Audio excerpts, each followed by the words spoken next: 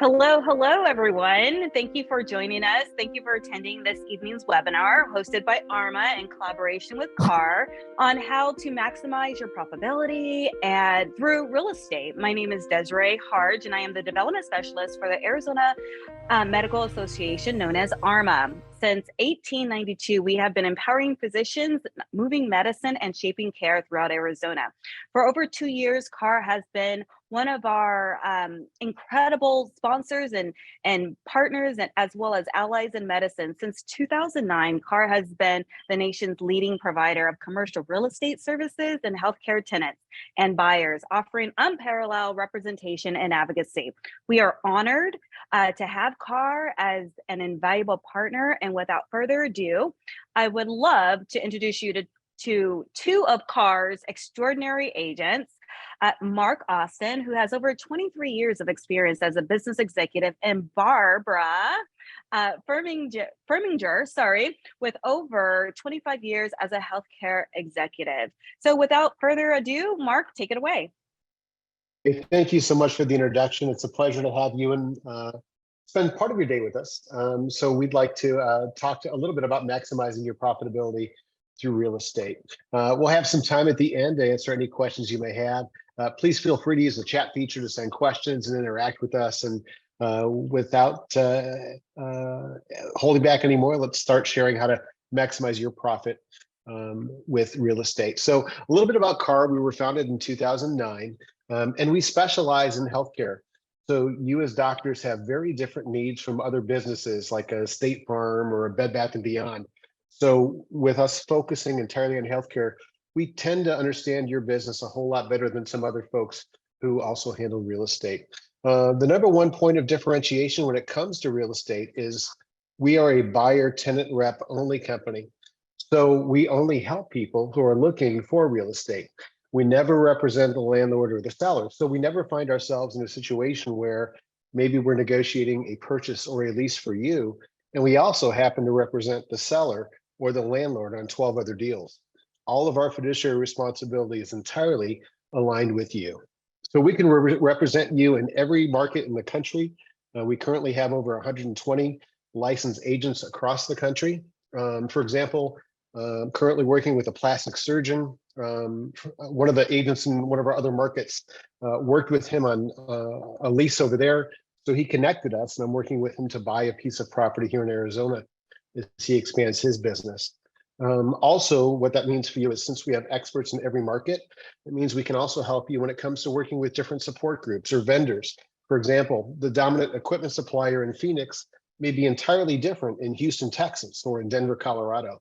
And then, being able to stay on top of mind of what's currently happening in the market. Like, for example, we know that Aetna changed the way that they work with Phoenix Children's Hospital. If someone was coming into the Phoenix market, they may not know that. So we can help bring them up to date as far as what's happening with current market conditions. Our impact, we can save our clients a substantial amount of time and money, allowing you to invest all of your time into your practice. It helps you avoid costly pitfalls like negotiating tenant improvements. Just that one small line item can help you save hundreds of thousands of dollars through the course of your transaction. And we always ensure that your interests are always first and that they're always protected. You can kind of think about it this way. The largest developers in America, they use real estate professionals to represent them on every single one of their transactions. And they do hundreds or even thousands of those a year. So we can help provide you a solid game plan so that you can be successful with your real estate business as well. And the nice thing for us, we're free. It doesn't cost you a dime to use us or to help you through the transaction. So it's kind of similar to like a residential real estate transaction. Commercial real estate agents are paid entirely through commissions from the landlord or the seller. But you want to kind of be careful over there. You don't want like an ophthalmologist performing a heart transplant. You wouldn't want to have a residential broker representing you in a commercial real estate transaction either. Good example for myself, I sold 2 houses and then bought a house in the past year and a half.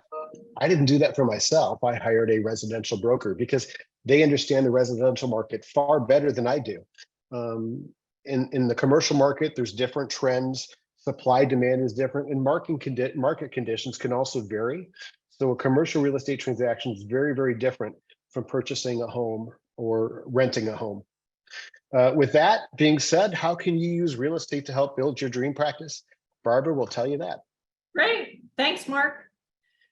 Yeah, I'm going to talk a little bit about strategy. As you physicians know, it's all about revenue and expense and how to improve your revenue and how to lower your expense and what's your strategic plan. So next. First, we'll talk about how real estate can help you on your expense. When I was looking at P&Ls of some practices I was managing, I was shocked to find out that your lease or your loan is the second highest expense in your practice. And actually, it's a fixed expense. It's not like you can let an MA go. You usually sign a lease for 5, 7, or 10 years, and it may even have a rolling, it might even roll over. So you're fixed in that expense every single month. What can we do to help you look at the best location for your practice? We have the ability to have unique data that can show you both referral sources and competition, can show you visibility, what's the vehicles per day, what's the best location for your practice if you're going to start up or are you going to do a lease expansion. And we have partners that can actually drill down and show you insurances and the Phoenix market and where the most optimal locations for your practice will be before we even get going and start looking at leases. Why is real estate important to your practice? And what's the key piece? The key piece is negotiating with the landlord and getting you set up in the best way possible to leverage your ability to negotiate well. If you don't negotiate a lease to your benefit, it's going to impact you for many years to come. And you're going to be the tenant versus the landlord. We have to strategically look at how do we position ourselves against the landlord. And any savings on the real estate is a net savings to the practice. Next. So why is it important? Over a 10-year lease term, if we don't negotiate well, that could be $150,000 to $200,000 over that period of time. It really adds up. And there are many different factors that we can help you with. It's not just the rent. It's also the tenant improvements or the construction dollars that you could have. How much free rent? If you're a startup, don't you want to have a couple of months of free rent so you can get your sea legs when you start the practice up? Those are all the things that we know, and we know what the market is giving us in terms of base rent and TI, and we can advise you based on that. The landlord has all this information. Why shouldn't you? And going back to the first impression, we need to make sure what your brand, that your practice is making sure what your brand is. A first impression is really important. So it's not just the location of the practice and how much you're paying for. We want to enhance your revenue. And if we find a great practice and your first impression to your patients show that you are a caring physician and patients want to come see you, then you're going to enhance your revenue. Research showing that the facility is the #1 way that you can enhance your revenue. It's a first impression. Is it easy for patients to find you? Is it easy for them to park? Is it easy to get into your practice? And how does your practice look? How does your front desk staff greet you? These are all things that give a great first impression or not a great first impression for the patients. So what are the different aspects of real estate? As you as a physician in your lifetime, you will need to focus on different aspects of real estate. If you're a physician that just graduated and you want to leave employment, we're going to help you with a startup to find a great new location. If you've been in that practice for a while, but you're really not crazy about your location, we'll help you relocate and get a better deal to a new location. If you're doing really well and you want to expand that practice, we'll help you negotiate that And there are many ways that we can do that. And in fact, we can even build that into the lease when you first start and relocate there. Do you want to purchase your location? Is that something you strategically want to look at? We'll help you analyze whether it's better to purchase or to lease and what the advantages are. If you're a physician that is doing really well, but you want to expand and add additional offices, I go back to the competitive analysis that we show you. We have a lot of analytics that it can help you identify the best next location for your expansion. And most importantly, lease renewals. I can't tell you how many physicians I work with, and I ask them when is their lease up for renewal, and they have no idea. It's critically important to start those lease renewal negotiations early so that we can get the best deal for you.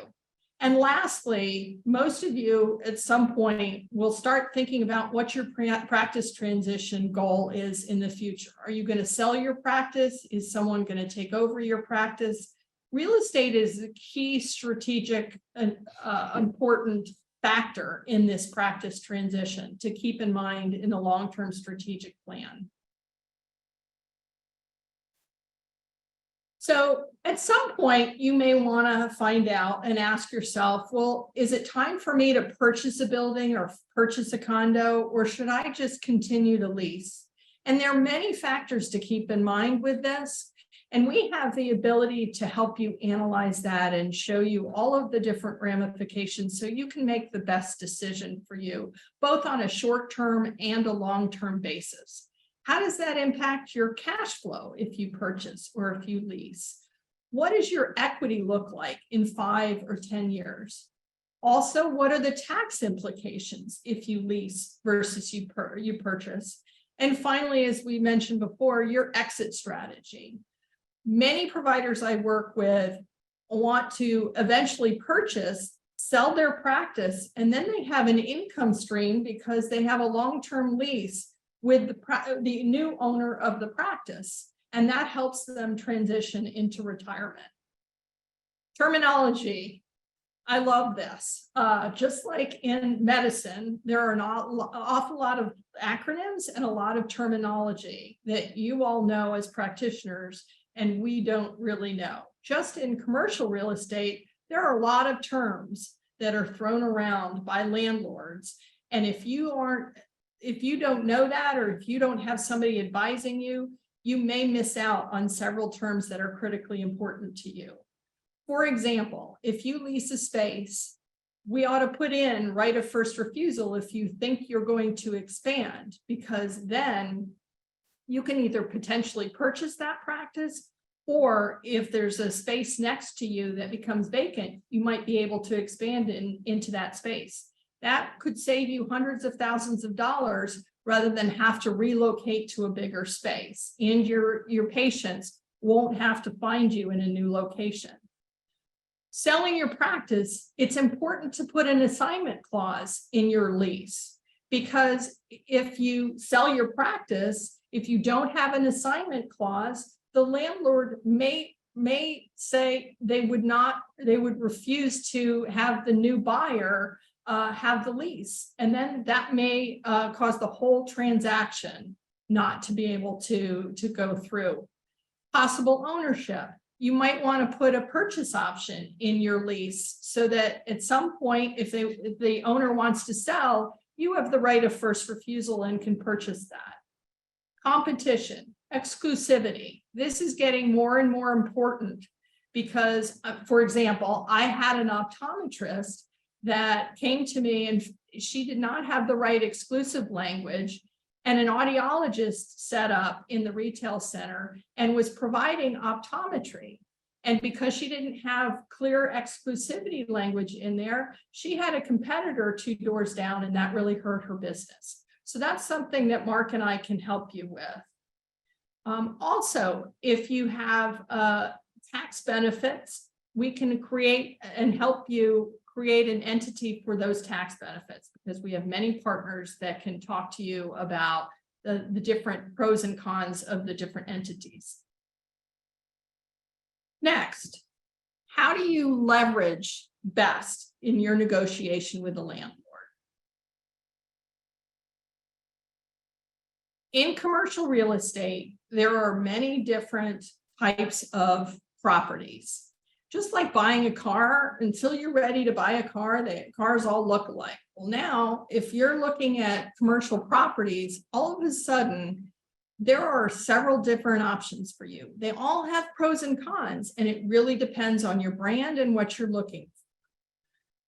Things like signage and exposure can be very important and can be great for retail, but not so great for office. If you need to be in a medical campus where you get a lot of referrals from other physicians, that might be much more strategic for you than a retail center. If you have patients that cannot navigate very well upstairs, up elevators, down hallways, a first floor and an easy access, drive up and park and go inside might be more important than visibility and signage on the office building. So all these things we help you with. We find out what your practice and what your needs are, and then we provide different options for you.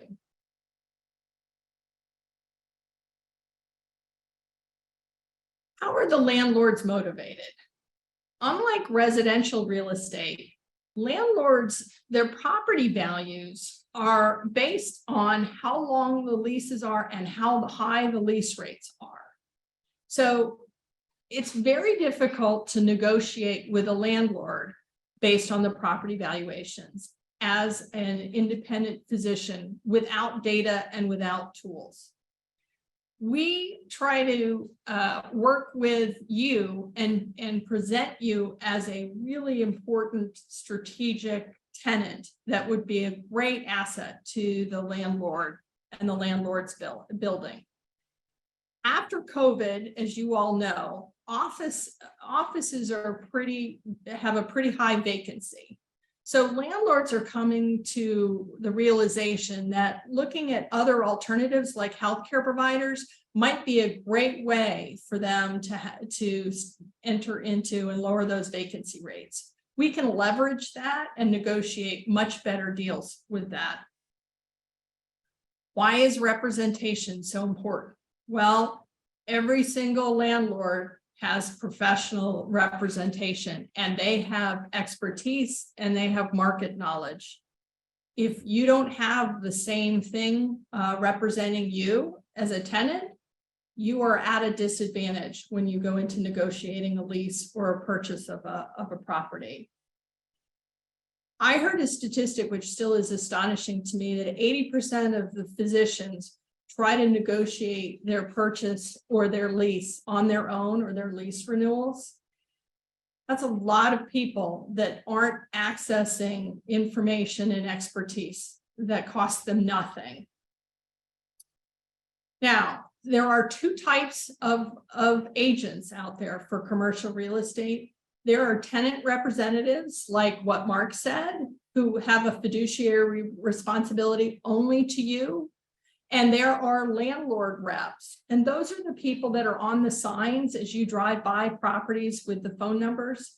If you call them, they're going to represent the landlord and only the landlord, and they're not really going to represent you. So just know, when you're talking about hiring an agent, know what type of agent you're hiring. And again, the commissions are paid by the landlord, so we as tenant representatives are free to you. What are some of the common misconceptions about the representation? The number one is that they think that we're a consultant and that we're going to charge them for our advice and expertise, and that's not true. It doesn't save you any money if you hire us. This happens a lot. Attorneys will say that they can handle the negotiations. Attorneys' expertise is the legal language, not the business. And they don't have access to the market knowledge and data that we have that helps us negotiate a better deal from a financial standpoint. My residential agent can help me. Just like Mark said, there are several specialties in medicine. You don't want to go to a surgeon if you want to go to if you have a heart condition, and vice versa. So not all commercial agents, just like not all physician specialties, are the same. You really need to find somebody that has the expertise and the knowledge to help you with your specific needs.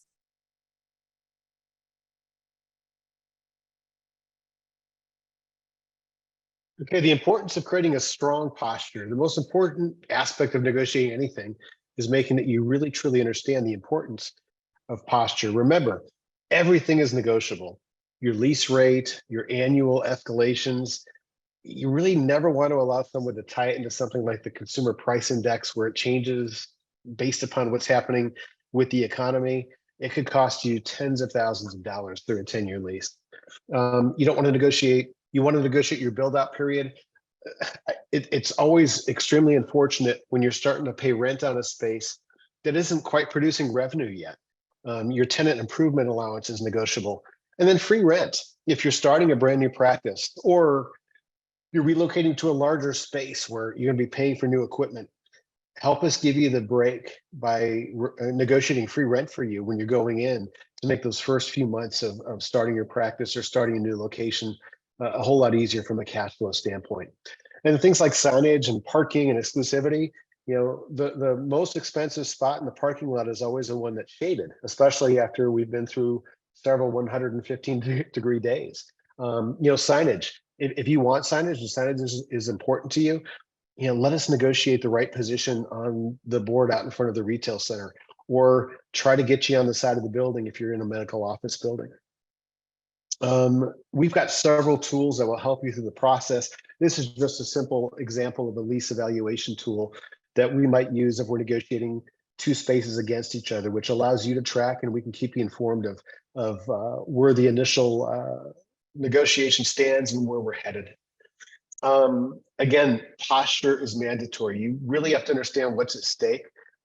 You have to remember, the owner of that property depends on this deal to feed his family, as he does for every deal that he goes and negotiates through his representation.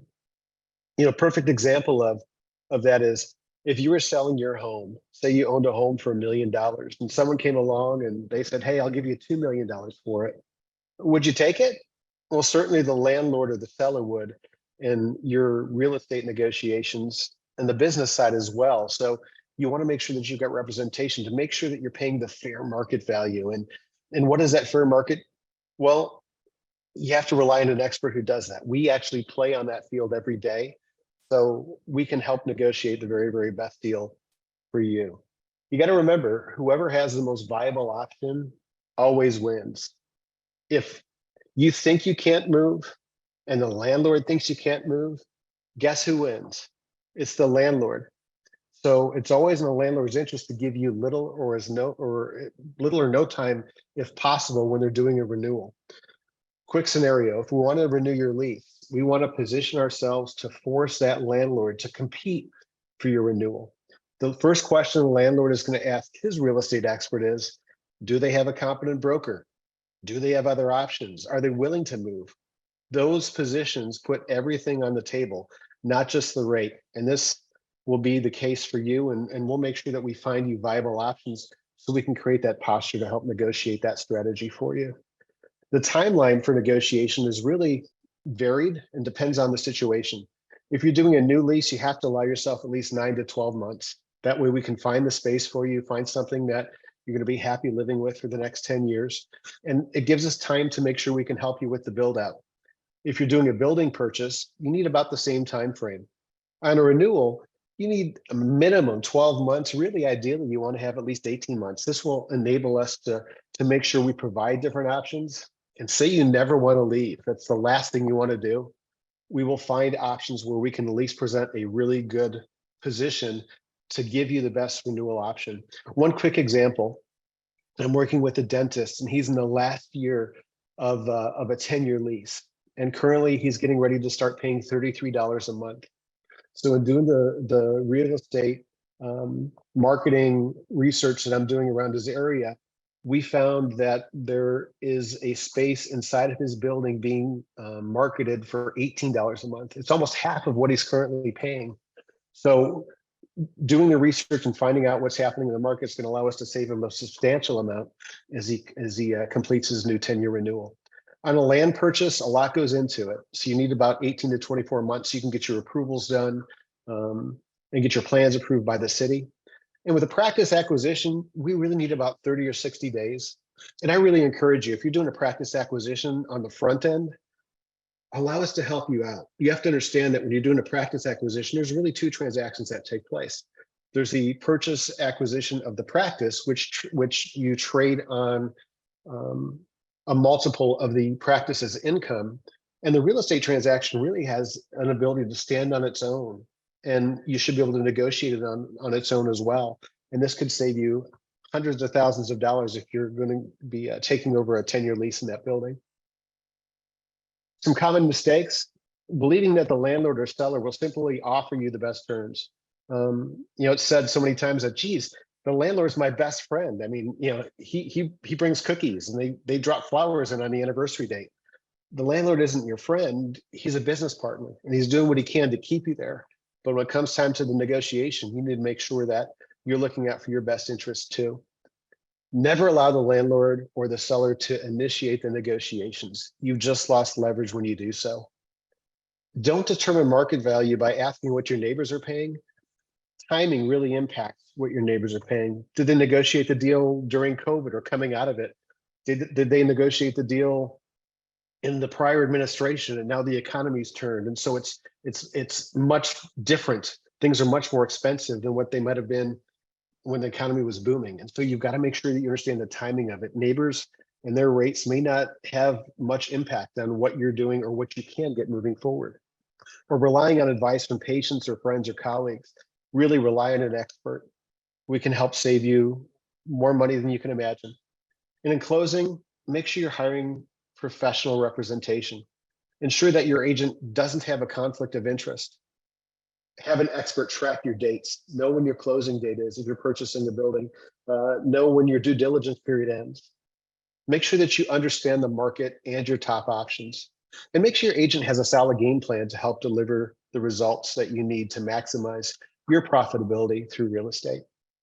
And with that being said, Barbara and I can be contacted at any time through our phones or our mobile phones or our email addresses. And we want to be able to open up this time period to answer any questions that you may have. Well, thank you, Barbara and Mark. It was a great presentation, very informational, surrounding the ecosystem of healthcare real estate. I know if I ever need commercial real estate, I know who to call, and I hope you attendees as well do too. With that said, we have a couple of questions from the audience. Let's see. One is, let's see, in your experience, what is the biggest mistake practices are making in terms of real estate today? Barbara, I'll take that one.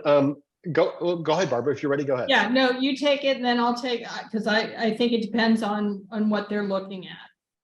Yeah, I mean, there are so many factors. It really depends on exactly where you're at in your practices timeline. If you're looking to expand, there's different factors there. If you're looking to go and start your new practice, there's different struggles and different things there. What's really kind of great about CARR, and we didn't get much into our backgrounds, but both of us had lengthy backgrounds in business or in medical to expose us to so many different things. And the story I always like to tell, I worked for a really large restaurant company. We had over 200 restaurants in 15 different states, and we had casinos and hotels and retail centers. And when we bought the Phoenix market, it was a 46-store purchase. It was so difficult. It was really, really difficult for us to be able to get the financing on that. We were at 76 stores strong, so we weren't a small business by any means, but it was really difficult to get B of A to say, yes, we'll let you buy Phoenix through a financing package they put together. What's wonderful about the exposure that Barbara and I have gotten since joining CARR is learning how those partnerships work from a finance standpoint, from an equipment standpoint, et cetera. And there's so many things that can really trip you up along the process of starting a practice or expanding a practice. and allow us to be the experts to help connect you with the people to make the transition into a new business or an additional business as smooth as possible. Right. I would amend that. I think across the board, giving enough time to work with your agent and be strategic, because the more time you have, the more flexibility you have, whether it be a lease renewal or looking for a purchase option. You know, the market is somewhat tight for medical properties, and you may not find exactly what you're looking for right away. So we need to be patient and keep looking and really capitalize on the property as it comes up. So regardless of whether you're looking to purchase or a lease renewal, that having enough time would be really important. Mark and I do lease evaluations for free at any time, and we can tell you how you are against market and what the market rates are. So, and when your lease is up and when your notification period is, so you can start planning strategically well before your lease renewal. Very nice. So that leads us into our second question. What are you finding in terms of lease to buying or buying to lease? And in terms of the ratio, are more professionals leasing than buying, or purchasing than leasing? Well, in this market, leasing is more common just simply because of the supply demand factor. You know, the supply is minimal in both areas. We haven't kept up with the demand as Phoenix grows, as Arizona grows. There's so many more people moving here and so many more people wanting to start businesses. And the cost of construction right now is very, very high. And so it's lagging behind what the demand is. So, you know, I think as all of us get further along in developing our businesses, there are huge advantages to purchasing. There's better tax breaks if you can own. There's also the factor of the fact that you can hand down real estate through legacy as you're doing life planning to pass on to your kids. So there's always a benefit there. But oftentimes, from a cash flow standpoint, when we're starting out, leasing is our best option. Or if you want to go and play the triple net game of using the funds available to sell a property to gain, then you want to lease because you'll be able to go sell that building that you have to build the second or the third or the 15th building as you continue to grow your practice or your business. Absolutely, absolutely. So what now, coming from the pandemic, what has happened with the leasing post-pandemic? Is it more? Is it less? Has it stabilized? Or I mean, what are you guys seeing in the climate of real estate? Yeah, during COVID, there was a softening of lease rates, and a lot of landlords provided lease abatement, but that's changed significantly. As Mark said, the lease rates have gone up, the construction dollars have gone up, the private equity investment has dried up. So lease rates have gone up and TI allowances have shrunk. Mark and I have the expertise to be able to look across the board and show you multiple options. Sometimes an office building might have more of a vacancy and the landlord might be more hungry than others. So what we strategize with is to have multiple options for you and negotiate multiple locations at any given time, because we might find that one location, the landlord is hungrier than others, and we might get a better deal after negotiating because they really want a healthcare tenant in. So by having many options, that can help you with your negotiating strategy. But we have seen lease rates go up. Now, would you consider Phoenix, and I know Mark may have alluded to this or did allude to this, as a hot zip code or a hot, I would say, county, not just Phoenix, but Maricopa County in general? Yeah. As opposed to the rest of the nation. Yeah, you know, and I think it goes beyond Phoenix. I think you know, Pima County, Tucson to the south of us is hot. I was in Yuma showing properties last week. You know, there's a demand through all of Phoenix just simply because of I mean, we live here. You know, we all know what a great state it is. You know, I still, even though we got through this heat wave, it still beats shoveling the snow out of the cul-de-sac to get your car out. And you know, that demand, I think, is going to continue to go up.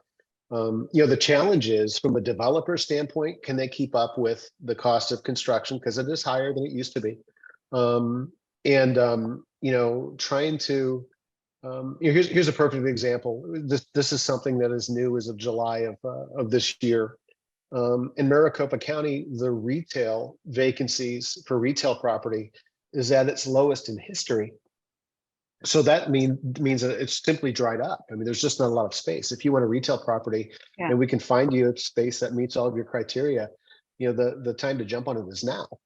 If you want office space, I mean, there's office space that's full service office space in some areas of town that you would never expect that you can get in the 20s for full service. So it really depends on the space that you're in and whether or not it fits your needs, because it may not fit your needs. If you're a general practice physician and you're wanting to have your name out and a sign out in front of the building, that won't fit necessarily what you're looking for. And in some instances, like Queen Creek, I'm working with a client, we couldn't find a space that was readily available. We had to sign a lease for a building that hadn't even broken ground yet. So when I talk about let's be strategic and have a long-term plan, that takes 14 months because, as Mark said, there is very little inventory and construction is not keeping up with the demand. So when we talk about Anthem, Verado, Queen Creek, Santa Ana Valley, Surprise, we may have to find something that's being built rather than something that's existing. So when you hear that there's a huge amount of office vacancies nationally, that's not really what's happening here in the Phoenix market. The only real vacancies that we see are the big office buildings downtown, but those aren't the buildings that we're looking for.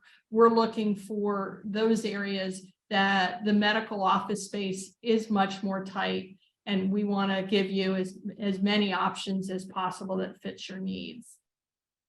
Very good. So that leads me into my final question. If someone is looking, they already have a practice, right? It's thriving and they're looking for a different location, a space. What would you recommend? I would recommend doing some demographic and, like we said, doing some analysis and being strategic about what they're looking for before we even start looking for the practices. Yeah, there's great insurance information, to take a look at. At the end of the day, we all want to make sure we get paid. What insurance companies work well for you? Where are you getting paid, or where are you chasing dollars? Are there certain zip codes that pop better than others? Taking all that information and putting it together to figure out, okay, this is a segment we want to look in, or this is a segment we want to stay away from. Those are all things that we'll consider to make sure we can find the best ROI for you when we find the real estate match that you're looking for. Thank you. Thank you so much, Barbara. And thank you so much, Mark. This was a fabulous informational presentation. Can you let us know, can you share, what is the best way to contact you if we have questions, or if anyone in our audience has questions, or, we just simply need, I don't know, a consulting? Yeah, I mean, you're welcome to call us. Yeah, our phone numbers are right on the screen. Yeah, you can call us, you can text us, you can email us. We're both great about getting back to you as soon as possible. And really, either email or texting or telephone calls work. Yeah, and for further information, we have a lot of educational materials, both on the ARMA website and on the CARR website. We're all about educating providers so that they can make the best decisions in the real estate world. Yeah, and the CARR website is CARR.us. Yes, to learn more about CARR and their expert services and to meet these great folks, Mark and Barbara, please visit their website at www.carr.us.com. And then if you would like to know more about ARMA, please visit us at azmed.org. Until next time.